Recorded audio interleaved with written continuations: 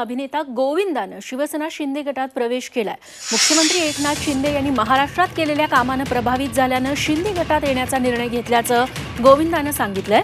14 वर्षांचा वनवास संपवून आपण पुन्हा राजकीय पक्षात प्रवेश करत असल्याचं गोविंदा म्हणाला।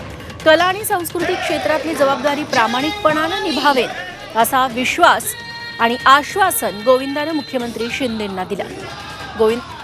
शिम मुंबईतून लोकसभेची उमेदवारी मिळण्याची शक्यता आहे। अमोल कीर्तीकर ठाकरे गटाचे उमेदवार आहेत, त्यांच्या विरोधात गोविंदा लढण्याची शक्यता आहे।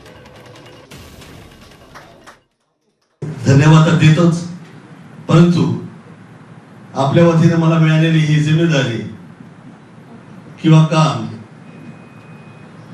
ही वफादारी व इमानदारीने मी वाजवेन व आर्ट अँड कल्चर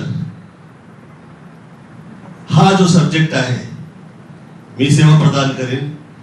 मी स्वतःला धन्य समजेल जर का तुम्ही ती जिम्मेदारी मला दिली आर्ट अँड कल्चरची, कारण वर्षानुवर्ष विरारपासून मी बाहेर पडलो आणि आज अख्ख्या जगात नाव झाले जे